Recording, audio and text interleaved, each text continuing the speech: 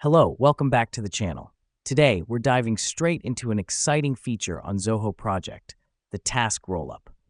This feature enables you to view all tasks under a specific task list in one unified view, enhancing your project management capabilities.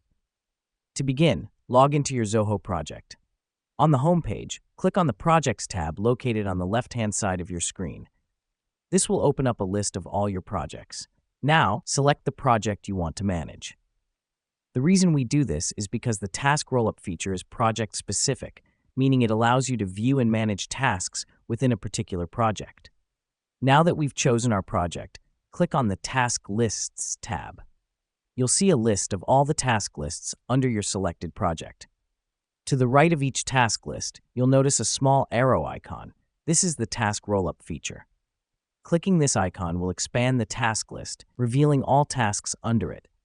Let me explain why this matters. With the Task Rollup feature, you can view all the tasks in a list at a glance, saving you time and making it easier to manage your project. Next up, let's explore how to use the Task Rollup feature to manage your tasks.